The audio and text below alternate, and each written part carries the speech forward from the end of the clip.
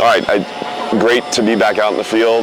I think obviously we've been working through the winter OTAs. I think we've had a really good winter. I'm pleased with the physical progress. I think we've been able to onboard a lot of our new players, and whether that's early enrollee freshmen or transfers, those guys are fitting right into what we're doing. But today looked like the first day of practice. I mean, we got a lot to clean up in terms of just our standards for operation, and the transitions, the intensity we take to our work. But on the whole, it was a good for the first day, and I was pleased with the spirit the guys brought. I think it was exciting for them. We'll look forward to get back on the field on Thursday and having a great start to our spring work. So pleased with where we are, excited for where we're headed, and just got to focus day in, day out on getting a little bit better. Clark, what went into your decision to name a new defensive coordinator instead of calling the plays yourself?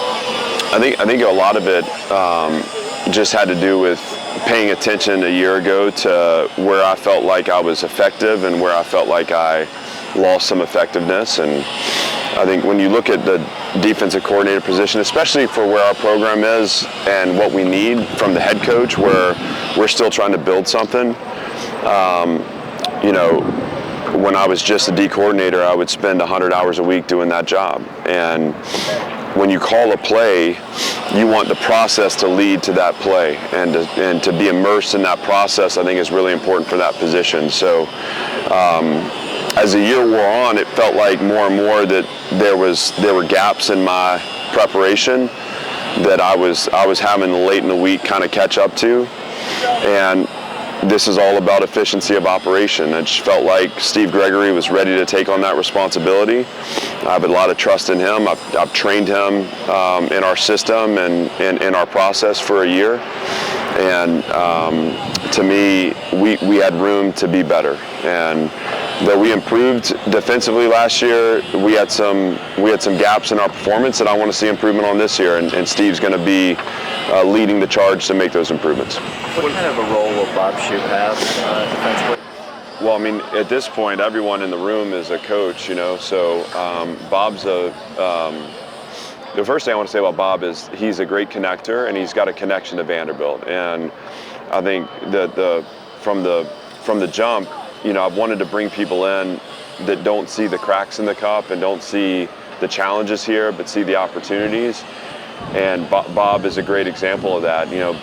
Bob's time here previously was marked by a lot of success on the field, some really great defense played, and winning, And so his attitude towards Vanderbilt is this is the best place in the world, and he and I are in lockstep on that. What we bring is someone with a ton of experience as a play caller. He's got a great coordinator's mind, and so I'm going to be in that room still, and I think that's important for me, but also for Steve to have the support of someone who's been through it, so that when I'm called away for whatever reason, there's another big picture mind in that room. And we have a great staff, so when you talk about Nick Lazinski and elevating in his role, and you talk about Melvin Rice, and you talk about our D-line coaches, Javon and Larry, and it's a really good group of guys, but Bob, again, brings that kind of extra layer of experience as a play caller that I think will be a great support to Steve. What about Nick Lazinski gave you the confidence to elevate him, and kind of how is his role different now that his title's changed? Well, Nick and I have been together for a long time, so there's a lot of trust built there. He cares a lot about what we're building here and being a part of it. And there's a guy who had opportunities this offseason. He's done a great job with that linebacker room. I mean, that's become a real strength for us. The depth and the quality of depth and the personalities and the engagement in that room are a testament to his leadership. And ultimately, Nick has aspirations to be a coordinator, and he needs to take that next step and continue to expand his big picture vision. He'll take on some very specific scripting responsibilities and organizing certain unit drill sets and things of that nature. And Steve operates a little more as a back end guy, and so Nick will be an important connector from back end to front end. So I've got, like I said, a ton of experience with Nick, a ton of trust in him. He's a really smart coach, very skilled leader, and just such a positive member of our staff. Essentially what you're saying is, also with Bob, it takes 3 guys to do the job that you were doing.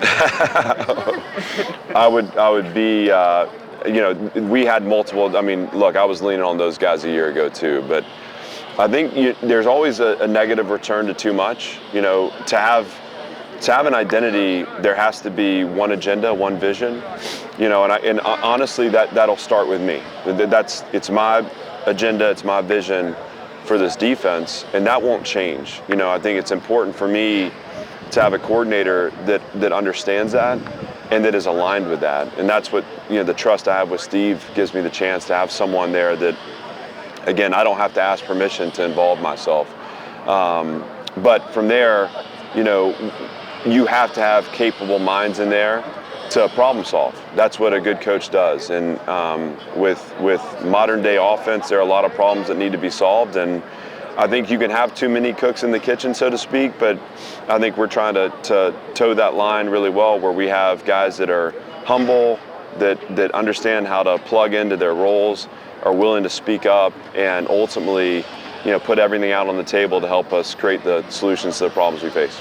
Every year is obviously its own thing, but when you're building something and you want to stack things on top of one another, how important was the carryover from last season into right now as you go into the fall? Well, you can't put a value on it, and I see that both as retention of staff and retention of team, and both of those areas take resources. So I'm appreciative of, Candace's willingness to continue to step up in that respect, and the vision of our chancellor to continue to resource this program. And yet, my job is to continue to push for more, because I think to sustain anything, you're looking not to cycle in and cycle out of success. We recognize from what our foundation was a year ago, the opportunity to retain was going to help us elevate. If you look at certain key pieces, and just to the top of mind, you think about like a guy like Brian Longwell or Langston Patterson or Nick Rinaldi. Obviously, I'm focused on defense right now, but Junior Sherrill's a part of that. I mean, these are guys that have been recruited here, that are developing into effective players for us, that we're retaining in our systems, and so their progress is aligned with kind of program progress, and that gives us a chance to go chase what we want this year. And without that, you're trying to, piecemeal it all together.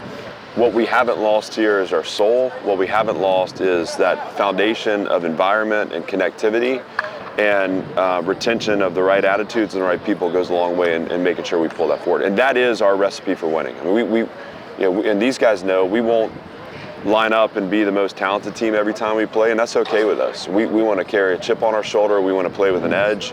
But most importantly, we want to care about each other more than anyone else in the country. And that's kind of the foundation for our winning attitude and our winning spirit. Along the lines of retention, I feel like Eli Stowers could have heard his name called in the draft this year, but he chose to come back. What was that process like for you? How big is it to have him back?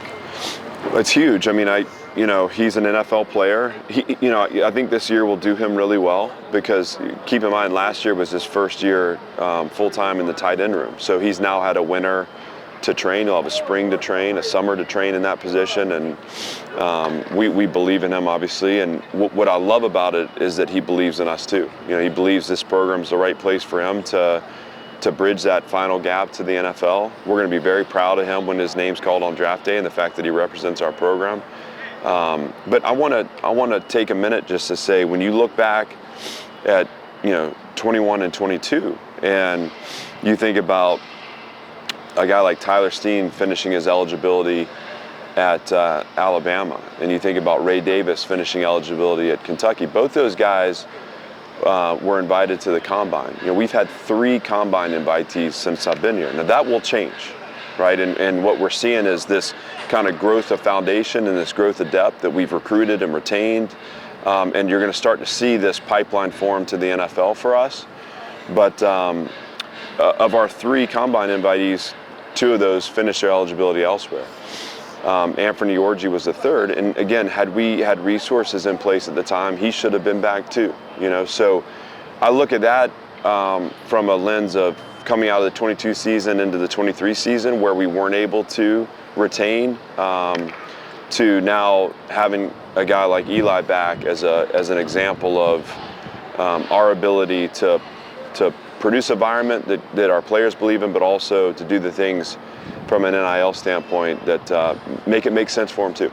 With Diego here this spring, how does this spring feel differently, if at all, than maybe last spring? Well, the spring feels totally different because there's so much familiarity. I mean, a year ago, in fact, I was going back through my defensive install from a year ago, and to be quite honest with you, we didn't call one of the defenses that was on that first install sheet, because when I went over spring break and I did some research and studies and came back and actually kind of reinvented the wheel, so to speak. So to think about that and to think about how ingrained we are right now in our systems, how we've had the time through the winter to build into those, it's just there's a lot of comfort. Obviously, Diego a year ago was not a part of our program, was on the periphery of our program. He was out at practice, but no one really knew what to expect.